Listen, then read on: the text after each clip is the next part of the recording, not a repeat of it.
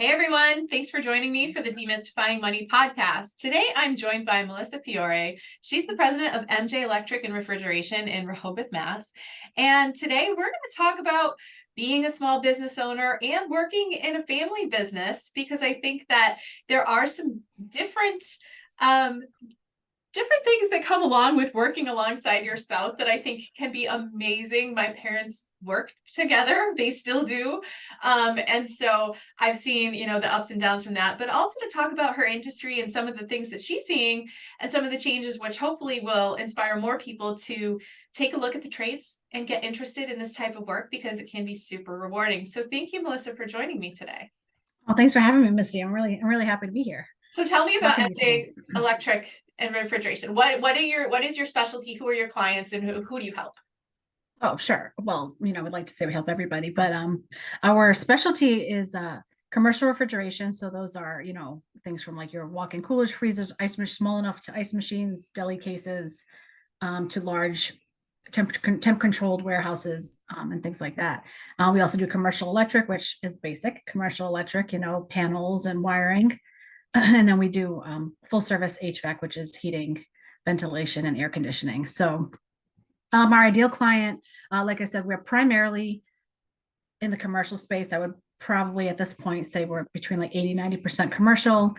We do have a great group of residential clients as well, and that's growing. It's just, sometimes you're limited with your manpower, so to speak, with what you can take on. So I'm proud of our residential service and installs because that's all word of mouth referrals.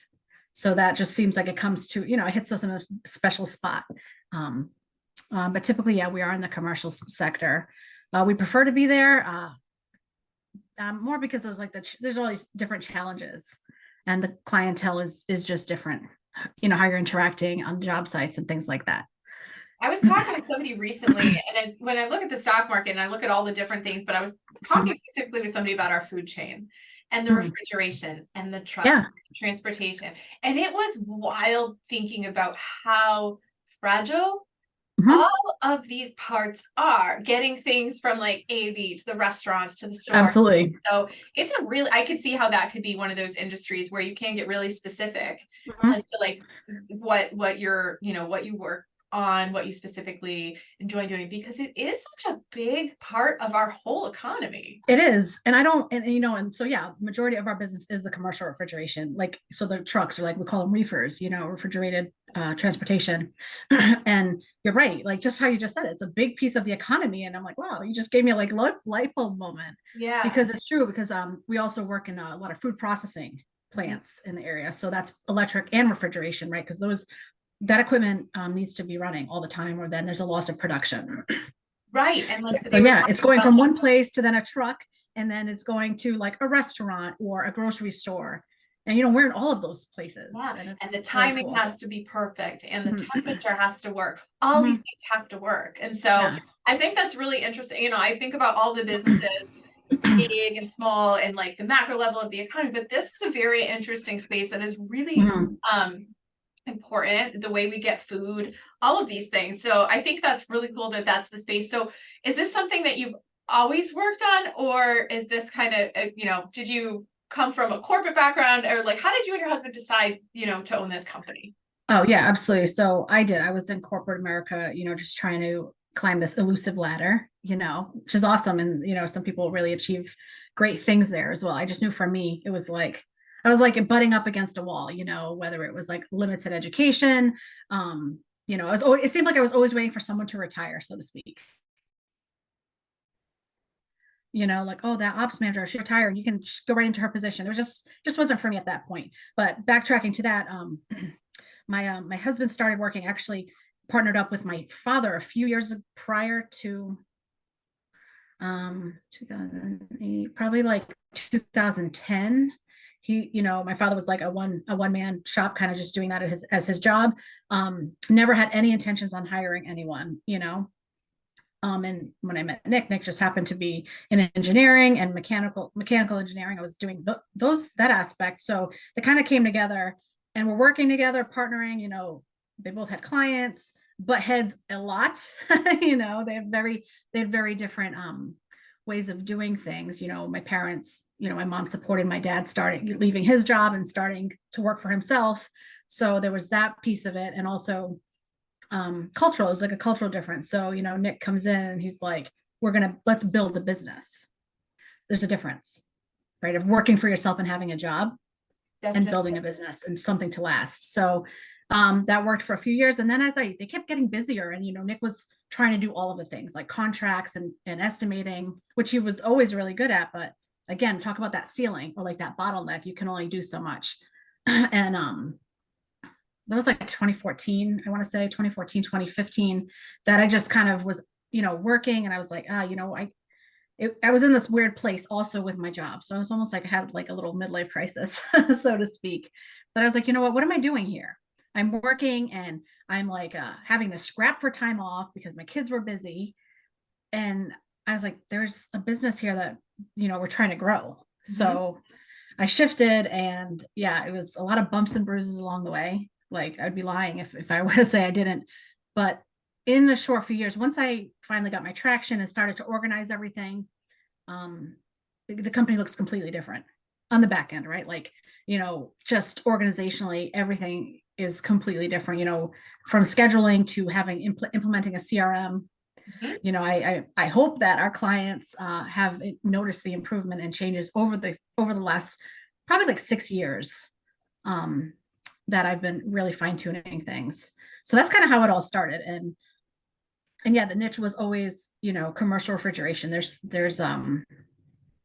such a limited, I don't know, supply and demand, but limited people out there doing it, men and women, so I guess that kind of goes into one thing that you were mentioning is about the changes and the shifts. Yeah. Are you seeing any shifts? I know I talk to people all the time that, are graduating with 5-6 figures of student loan debt. They're feeling like this American dream of you go to college, you get this high paying job, you do this, was kind of not really what ended up happening. They were getting, educations that were way outpacing the salaries that they would actually earn. Mm-hmm. And I know a lot of people have said, and maybe even some people that I've talked to, younger kids that are going to vocational schools or tech schools, like, do you think there is a shift into the trades? And also, is it something that more women are starting to look at as far as, potential careers? I know when I was up at our house, like we needed an electrician, and there was a woman that was highly recommended, and I was really excited. She did a great job.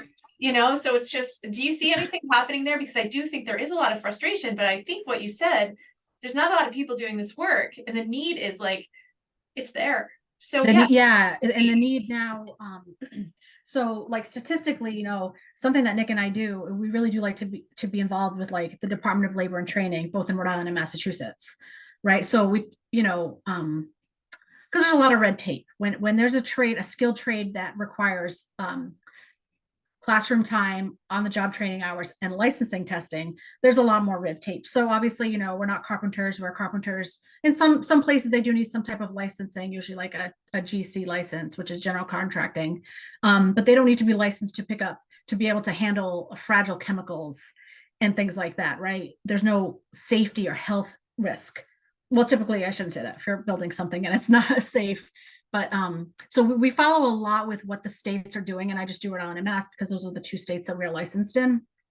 And so statistically, and I think this is actually a national statistic, like it was plumbing, actually, I was reading about it. The new applications for plumbers and renewals are down like 60%. 60% is like, holy cow, I'm going to keep it PG here. So you see that on the plumbing side. And then I think it was also electricians seem to still be pretty stable. And then refrigeration, because it kind of falls under, depending on the state, it falls under like an HVAC or refrigeration contractor. Those as well, those are down about 40% for renewals. So the typical age, right, of tradesmen, I'm going to say tradespeople, because that's what I like to say now. They say is between like 55 to like 70. So everyone's kind of in that retirement space. So like we're seeing a lot of that. We're getting a lot of calls too. Oh, my guy, he serviced us for 30 years. He retired. Mm-hmm. Like if I could like take a penny for every time I hear that, I'm hearing that a lot. Yeah. Or they're just like, I can't find a company that can stick to their schedule. Because I'm also, what I notice as well, and again, maybe having that corporate background, like that corporate hat, a lot of these shops are running on just like, yeah, I'll get to you when I can get to you. Mhm. And that's what I noticed early on is, and just from hearing other people like, oh, I'm just waiting on a contractor, who knows when they're going to show up. Oh, and it would just rub me wrong. Like, I'm like, no, that there's got to be a better way, because it kind of gives this like stereotype of, oh yeah, he's a great contractor, but who knows when they'll show up. And I was like, I don't really like how that sounds. Yeah, no, and I think You that know, that's something that everybody has probably said or heard at is some like, point. okay, it's out of my hands, but like when we come Mhm. from corporate and there are schedules and there's teams and there's Mhm. project Mhm. deadlines, things like that, it does feel very different to be like, yeah, we don't know. Yeah. So like, That I that's can again see that part of why I feeling changed. anxiety and putting those parameters in place so people Yeah. can set expectations. Mhm. I think sometimes that's all people want is to Yes. know, like, when will Yep. you show up? When won't you? And When like, right. I think because yeah, it is it's setting stressful. it's setting the expectation, because like, and what I say to like our crew is like, I'm always looking at things from the lens of a consumer. I'm always like, well, how is it, how do we best work with them? Especially like we're doing maintenance agreements. We're trying to make sure that we're servicing them so that they don't have to think about it. Right. Like you're running, let's say they are running, a production plant, where you're dealing with like an ops manager or, a maintenance manager, so to speak. They can't be they can't be thinking for us. Like I always kind of say like, let's be different in that aspect. Let's put you on a schedule. We know what you need, so we're gonna be proactive and preventative. And of course there's always one-offs where someone's like, oh my gosh, this isn't working, and that would be, that's just one of our service calls that just gets shifted into the schedule somewhere. um, but like our maintenance is always scheduled, because I just feel that they're running their business for their job, their production, they're making money for their business. Mhm. The Yeah. last thing they need to do is go around and checking all their equipment, right? Yeah, no, and it's helpful. I mean, I even got an email the other day being like, hey, my Clark hasn't come in for a haircut in 8 weeks, probably time. And I'm like, yeah, it is Thank you time for because reminding his me. hair's still growing, like those whole I'm Mhm. forgetting, and we're all busy, especially when running business. So I think Yeah, so I feel anything like, you can do to make your yeah. customer's life easier And that's just exactly like and why I avoid am the where I am. chaos of Mhm. not doing something for months Yeah. and being like, Yep. oh, whoops, forgot. Well, No, I it's, think yeah, that's I mean, really of course we're smart. going to service you regardless, right? We're not, Yes. but I'm always looking at it from like, okay, I'm a consumer and this is the expectation I would expect. Yeah. So And I somebody, know it might drive some of our guys crazy. I think But it's most of the time, I think people do like consistency. People do like no surprises. yeah, for A sure. plan. So I think overall, I think that can help. And it can help because a lot of people, like you mentioned before in this, and I've seen it in other industries, accounting has very low numbers for people coming back in and people are scrambling to find an accountant. yeah. And then with plumbing and things like that, Mhm. need somebody, it's very stressful, You do it's get a nervous, right? situation where it can feel, like really stressful, really nervous. So Mhm. I think having those expectations set, this is your person, this is how you reach us, we're going to maintain it. Mhm. But also, Mhm. I think it's good to help avoid burnout too for your team because they kind Yes. of know the plan, right? Yeah, totally. That's also another piece that, we talk about a lot is, okay, so let's go into like everyone, and we hear it because we interview people, and their a big question is like, how much overtime do you offer? It's a big question, right? And I get it. Like I totally get it, right? Overtime, it's just extra money, right? But then I feel like if you're able to earn a better salary, like obviously they paid hourly, right? If you're able to earn better money in like a better amount of time, it causes less burnout. And I mean, we've said it to some people, and kind of what we say is, we're not going to have you working 60, 70 hours a week. There have been times that we have had crews running that much. You get tired, you get cranky. So who is going to suffer when our techs are cranky and tired and just kind of missing things? The client, right? So, and not even our client, but what about their families at home? So Yeah. that's something that Nick and I feel really strongly about over the last few years. We stopped Saturdays. We used to do Saturday appointments. Our weekends are solely for emergency on calls. Obviously, if the week goes kind of crazy, we might need to throw in a few hours on Saturday to finish projects when we have commitments. But yeah, so that overtime piece comes up a lot. And I'm just like, wow, like there are some people, because again, the mindset of it is just if I can work 40 hours and 20 hours overtime, I'm good. But what if you can get paid what you would be making? Mhm. Right. It to me, it's my balance. And I know it's mindset and it's different for everybody. Right. No, and I think But that is something too, when you're helping people as a leader, as a boss, and like in the trades or in other, other jobs where maybe they're thinking about overtime. They're thinking about making the most money that they can. They're willing to grind it out and work really hard. That could be maybe their mindset for going into the trades in the first totally, place. yes. Yeah. And there's a So place for that. yeah, so That's I why think I'm like, setting those boundaries from you and from mhm. Nick could be challenging at first. Yes, it has been. But It I think has it's been. really important to say, no, your weekends are for, to rest, to Mhm. because Yeah. you're right, it could be, do you see that as far as the people that, come into into the trades, like what, typically what is their mindset like when they first come? I think everyone, they know it's like physical work and it's physically hard, demanding work, so we've never had the issue. And it's like I said, our guys typically they always do get overtime. Like there is always overtime, but I mean, I don't I don't see how it's healthy for anyone to be working. I mean, Nick and I work a lot of hours, right? But a lot of it's like in the back end, right? So it's not so physical.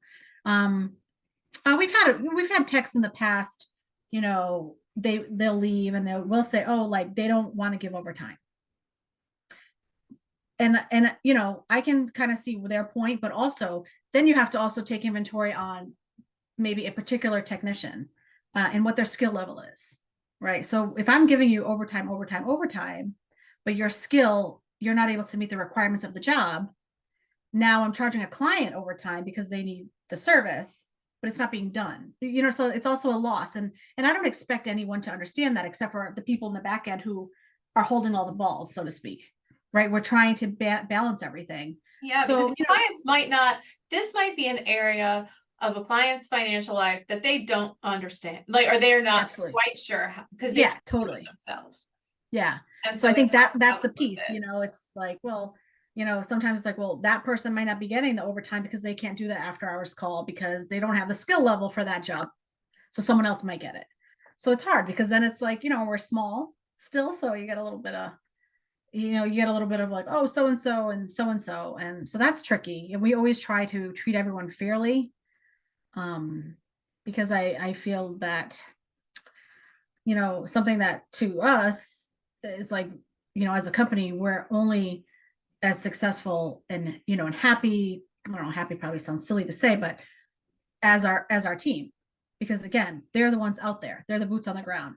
Yeah, no, definitely. So You now know, that, it's since you own this business with your husband and, you're helping set boundaries for like time with your employees and things like that. But how do you, separate being home and being at work when you and your spouse work together? yeah, that's loaded. How much time we have, Misty? Right. Um, that's been a work in progress. Like anything, I think it's when you're doing anything really, it's we have times that we're better at the boundaries of, again, something that I implemented was like, okay, a time for calls. Like our office hours are such. I mean, there were times where the phone, would be ringing like 9, 10, like, and clients at years past would the expectation was that that call would be answered. So like shifting to like, there's going to be a call, a call service. Anything after hours is going to go right to the technician on call. Right. Like it's like those things, those like that, you need that work-life balance. So we try, very hard to, especially like dinner time. There were times that I was noticing, he and I would be still talking about work at dinner, and it would took my kids one time to just kind of check me, I guess. And I was like, oh, like that moment where they're like, can you just stop? And I'm like, oh shit, like excuse me, but it just, so that like totally hit me, right? And I was like, my attention should be on them right now. Yeah. So, I think Nick was like, yeah, I know you're right. So again, we're not perfect, but we do try. And also what we're getting better at is really defining like our roles in the company. Mhm. You Yeah, I know, think that, the clarity is very mm, important because I think a lot of it's like, and especially even in that field, like what you said your father ran the business and my father was self-employed, where he was everything. He was the business. right. And that's almost like Now, what it I is. tried as well with, Mhm. Soundview Financial Advisors, my company. I am not the company, but it's kind of figuring out how to build a Mhm. business when you are kind of running things. And so I think that's it's such an important mindset shift for business owners to make, especially if you want to scale and grow, is to think of it Absolutely. not just being like yours and Mhm. your family, Yes. and thinking of it as being like a different, potentially something that has value that you could sell, you could, Absolutely. hopefully train somebody who could take it over at some point. So Mhm. I think that's important. So defining those roles, figuring out Mhm. how to check yourself when Yes. you're in the middle of things, and then you have to go be Mhm. mom and dad. And so super Yeah. important to think It, about that. yeah, it is. And I think that's kind of where we're at. It's just, and again, it's always evolving and it's always changing, right? Because there's going to be time that, things operationally need me more. And then there's certain things that need, Nick and his technical skill. So definitely defining those roles, because I don't want to be wearing the hat. So we hired bookkeeper, office person, so those things have really helped. And I think that also goes into, like you were saying, like your father wore all the hats. Yeah, so they wear all the hats, and that's fine, because some people love to wear all the hats, and if they can do it well and like sleep and not lose sleep and be stressed out all the time, can you give me some advice? Yeah, it is hard um though to do but it's a everything. mindset. It And is. that's And it's something hard I've to do it all noticed. well. He could do what he did, but he didn't Mhm. do any marketing. He couldn't. Yeah. He had referral clients, and then until he didn't, Yep. that is enough. There's so many things, and I think that's one of the things that having a corporate background Mhm. can help with, because they're Yeah. departments. Right. All Right. And now it's like doing these me and work. two other people are the departments, Yeah. and then So Nick is his own department. yeah, for sure. Another Yeah. thing I wanted to talk about with you, and this is something that I've seen with a lot of small businesses, it's sometimes there is a hesitation, and especially you mentioned the licensing, the apprenticeship, the training, all of that work that you put into someone else. And I Yeah. see that in Yeah. financial services where people are like, I'm gonna bring somebody on, but like there's that fear that they're going to leave at some point. It's not a expectation, like, yeah, they might leave at some point. It is that they're going to take all this stuff and leave. What do I do? So how do Yeah. when you're thinking about the investment that you make in your people, Mhm. how do you handle that? And what are some tips you have for business owners that might be thinking about making that first hire and are feeling, a little bit afraid of what might happen in the future? Yeah. So investing in people. What's the saying? Something about, I don't know, things, I read things and then I forget where I read them, but something about, oh, like being afraid. It's something about like being afraid to invest in your people because they'll leave you. And then the person said you should be more afraid of not investing in them and they stay with you.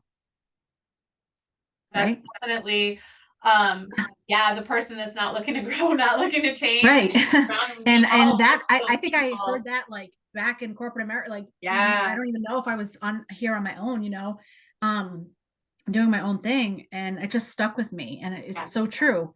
It's like if you don't invest in them and their growth and their education and they stay with you, we're like that's a disservice to everybody. definitely. But as far as like the red tape, yeah, so there is a lot of red tape. I mean, and I'm not saying it like in a bad way, but the state says, oh, you can have this many licensed master, refrigeration techs or electricians, and then you can have X amount of apprentices under each one of them. So obviously when you're small, and I think the last few years we've grown exponentially, and I'm really proud. Sometimes I don't celebrate it. Sometimes I don't. Sometimes Nick and I don't take the time to like actually like sit back and be like, oh wow, we did that. especially through COVID. And like, literally when I say roll with the punches, like we have been, every business owner and every person, I think, even if you're in your job working somewhere, those last few years have just put us through the ringer, so celebrate that we're all still here and somewhat sane. So when you're trying to grow, there is a little bit of that where it's like, okay, you can't hire because now you're at your max, and then you bring on apprentices, and then they have to do like on the job training and be registered with the state, which obviously I'm really proud of the apprenticeship programs that we have and the apprentices that we've sponsored and we've graduated to technicians. Like that makes me like so happy. It probably sounds so corny, but it's something I just really want to keep developing. Because what I do notice also when we're hiring or interviewing, we're noticing that there are a lot of great techs or apprentices or whatever. I don't even know really where to categorize them because they don't have their licensing yet. I'll ask them and I'll say, oh, you have X amount of years of experience. Why don't you have a license yet? And typically what I'm hearing is, oh, all those other companies I worked for didn't register me. So you got a lot of companies, bigger companies, maybe, I'm not sure, perhaps not registering apprentices to get their on the job training hours. So, and I know because that happened to my husband back in the day. It happened to Nick, and no one's fault. It's just maybe the office forgot, or maybe, but now looking at it, I'm like, maybe some companies, business owners feel like, oh, I'm gonna register you and then you're just gonna leave anyway. I don't really like how that feels, but I feel like maybe that's what it is, or maybe they felt, I don't know, but I hear about it so often. Mm-hmm. And I'm just like, wow, so you've been working in this field for like 4 or 5 years and I can only offer you maybe like an entry level position because you don't have, you can't be independently on a job site. Yeah. Because of inspectors showing up. Again, we're in a commercial space. So inspectors show up a lot. Right. It's not like being in someone's home where, oh, maybe they'll just drive by. Yeah. Oh, and I think that's tough because a lot of times these people might not have somebody advocating for them. You're right. They might give them the hours that they want. They might get them, but there's no, totally. Yeah. And then there's some that are, this is for you. And some are like totally fine because like, oh, as long as I'm getting paid well, because they are. I mean, the pay rate is great. It starts out really pretty decent. But I just feel like, wow, like if you want to take this for your career, it's just like now you've probably been working somewhere. And I remember a couple of years back, we did have 2 apprentices that, I don't know, the state was giving us a little bit of, there was some type of error in some, I don't even know where it happened. Again, I was just coming in right from corporate America, and I felt so strongly, I was able to meet with the board with those 2 apprentices and I was pleading their case. Like, I was like, guys, I have your back. Mm-hmm. Like, I don't know what is even happening. They didn't have them for the proper amount of time. And I just remember, and I was like, I hope, we always do what's best for people. And you have to hope that eventually I'm paying it forward at some point. Mm-hmm. But I do remember, and and speaking with the woman there, she was like, yeah, not, some people, she said something about like, oh, some companies don't register them. They're fine with getting like a slap on the wrist. Yeah. And I'm like, but my company's success is how successful these guys are with their licensing. Definitely. Because that's how you keep growing. Yeah. And also there's so many different avenues when you get into these different trades. Yes, you might go to trade school and get your licensing, but I mean, there's estimators, there's sales roles. There's like, you can design systems, like some of these like cooling systems and refrigeration and freezing systems are amazing. There's so many different avenues. It doesn't mean you're going to be climbing ladders with a tool belt all the time. Right. If that's not what you want, and if you want that, then that's awesome. But it's nice to know, like, even where you're working, when you're choosing to work somewhere, you're choosing how you want to be as an employer, that having somebody's back, making sure that they get registered, making sure they follow things so that they have those opportunities down the road. Granted, some people are going to leave. There's people like me, yes. And I really worked at a nice place before I left here, but I was always going to want to work for myself. And like, there was, I don't know what more they could have done, really. It wasn't them. And I think that's why we can get along still so well. And because it wasn't I was like, honestly, this is fantastic. This is a great place to work. And everyone there was treated really fairly and stuff. And I would send somebody to them or I would, but I think that there's going to be some people who probably don't want to leave if it's a good environment and they feel like they're treated with respect and they're able to do well and be creative and stuff. So I think that's just such a smart way to do it, because a lot of times you're right, people, they just don't want someone to go because they're afraid, where you're like, Yeah. really put in the energy and stuff. You can't control what happens anyway. Yeah. But there's a good chance people will want to stay, or they will, you know, they will still be part of your team in some respect, whether In it's some respect, your way, or absolutely. knowing you, or cheering you on, or Just sharing your right. posts, all of those things. I agree. Because I think, yeah, and again, also, however you came to us, if you worked here for a few years and you learned a lot and now you're more versatile, you have like more versatile experience and skill, that's going to buy you a great position somewhere. Or if you're going to work on your own, like, hey, it doesn't sting when someone leaves your team. Hell yes. Sure. Right. Yeah. It stings because it's like, as business owners, especially when you're so involved and It's like a intertwined, breakup. it's Yeah. like personal. Yeah, Right. And I don't enough. take it personal. I try to keep that professionalism, but Yeah. like, yeah, it stings a little bit. Right. But the way Nick and I look at it is like, well, if you're leaving for a better opportunity, then you're leaving us better than you came to us. Yes.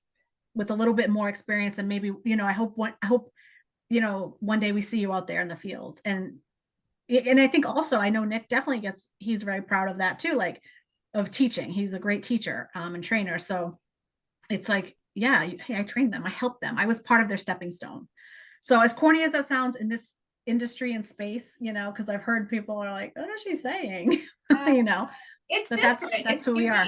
It's not, looking to, yeah, I mean, it's definitely different than the people we think of who are completely alone, and they are the business, and then bigger companies. So it is different for small businesses to kind of figure out, like, well, this is how we're going to operate. This is how we're going to show up, even if it's different than the rest of the space. And I think that's something that a lot of us do. It's challenging, and I think it's nice, because it's like nothing will change necessarily unless like you decide to be a part of that. So I think it's wonderful. I am curious though, before we go, like, what are some of your thoughts about the trades? You mentioned that it's a good starting pay. Like, what are some of the benefits, like for people who are maybe feeling a little lost or in between, maybe they're not feeling fulfilled? Like, what are some of the things you're seeing besides the low numbers, people who might be thinking about the trades, or maybe they have kids who are thinking that, they don't know what they want to do yet, but what are some of the things in the industry that you like and that you see, hopefully changing for the better?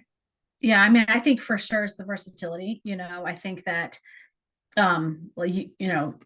there's so many needs, there's so many different, so many moving parts to any company, any construction company, electric company, and there's places that you can fit. I think, like you were saying earlier about like, oh, just, go to traditional school. And I think everyone has a different path. And, I think that also comes with just the change in the overall like acceptance of tradespeople, like so often. And again, I just just kind of like hearing with like other other people in the industry of, you were saying how set appointments and things like that. So it's interesting sometimes when you do get calls and you say, sure, I can schedule you in, and the response is like, you can't come today. Like, well, if you call your doctor's office or your lawyer or your accountant or your financial advisor, you need an appointment. Oh, no, and that's the expectation. Do they want you the same day too, Misty? Oh, I think that's just because that's my boundaries that I'm working on, being like, oh, okay, you emailed me, let me get right back to you. Like, it's, but yes, you're right. And I've thought about that, where I have my calendar and I block it, like when I start the week, like nothing new, because I'm like, you're right. Most professionals you work with, you expect to find time that works for both of you, and not absolutely just waiting for your call. But so I think it's a little bit of like that respect where, or it's the expectation like, oh, you can't come on Sunday. Like, I mean, and it, and I know just even like, oh, well, I have a family or like our guys have families. Sure. We have someone on call on a Sunday. We'll see if they're available.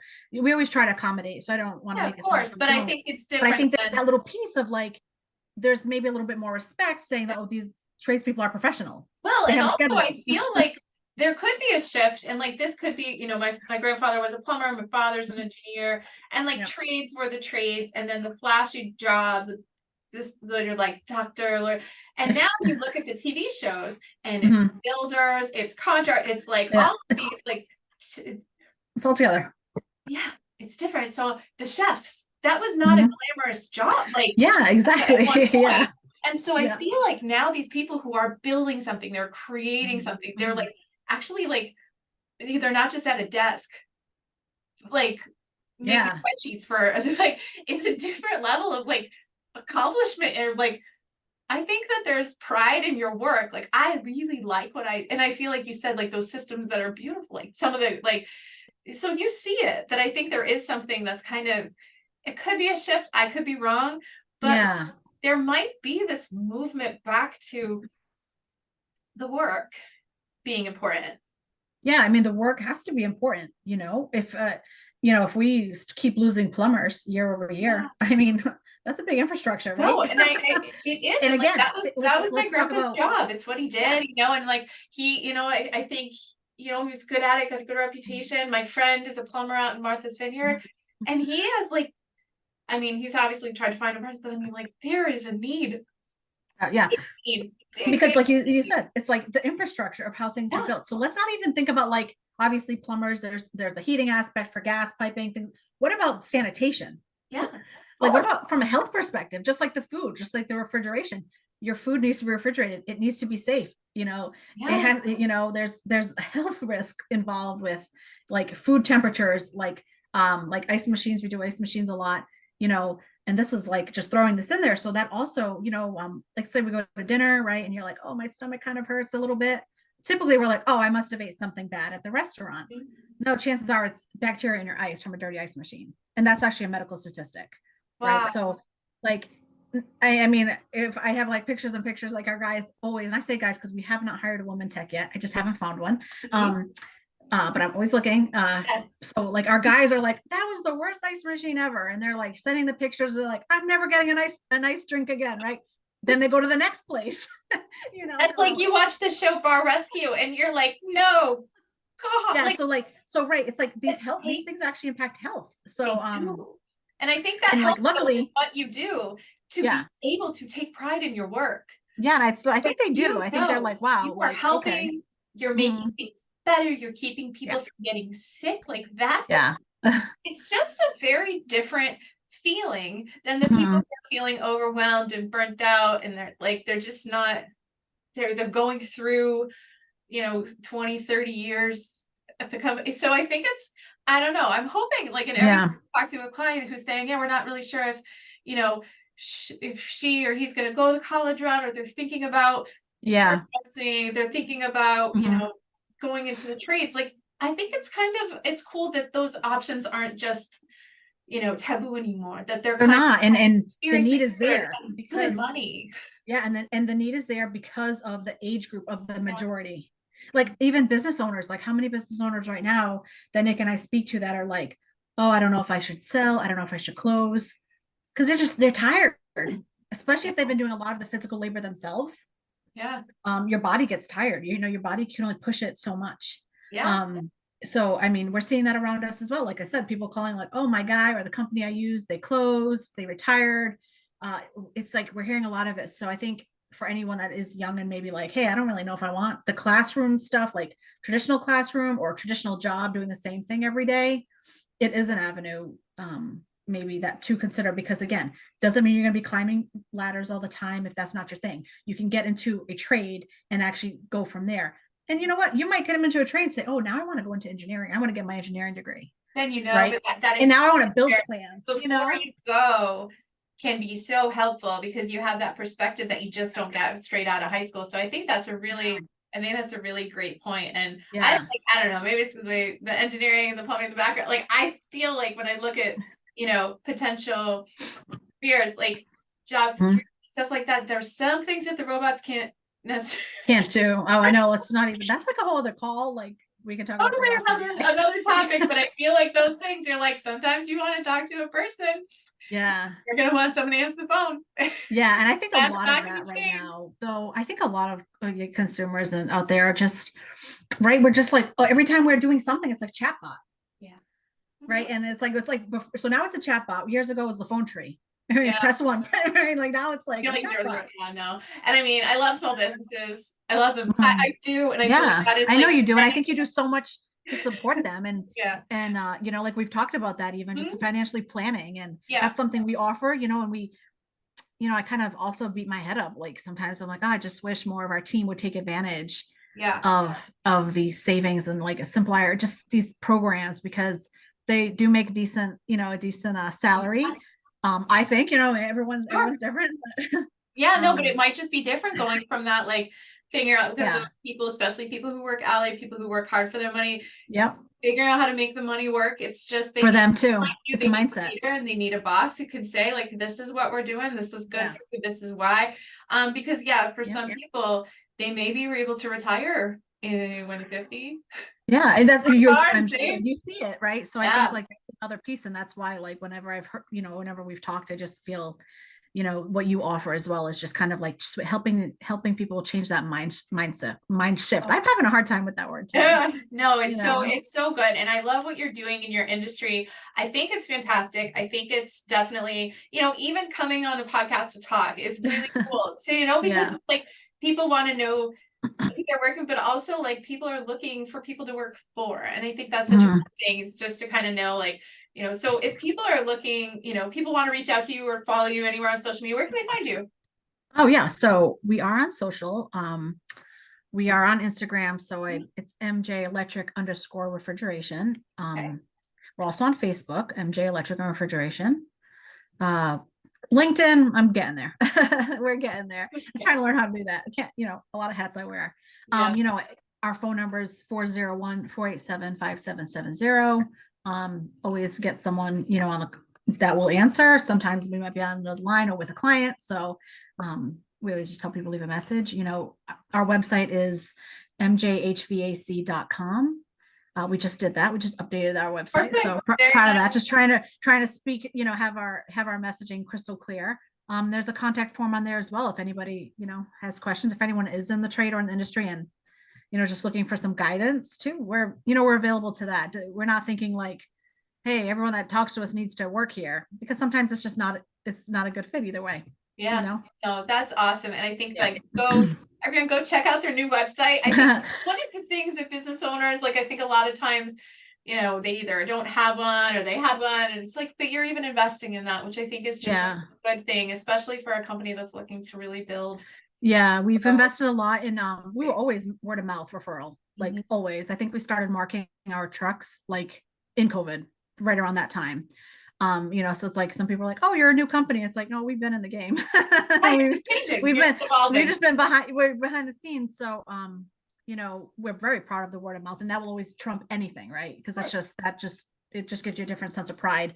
But because we have grown and had great years, I look at the marketing piece, and it like an investment back into the company, which is back into our team. We've increased, we're trying to give them like up to 4 continuing education opportunities per year. Like we're no one without qualified, awesome people. Exactly. So that's why I'm like, okay, yeah, it is like a website, digital marketing, right? All those pieces that a lot of small businesses are just like, oh, it's like one more headache up for us. I just felt like the time was right to invest, because it's investing back into the company. Love it. Awesome. Well, thank you. I hope that your company has so much success in the new year. And thank you everyone so much for listening. We'll talk again next week. Yeah, thanks. Have a great day, everybody. Thanks, Misty, for having me on. I appreciate it.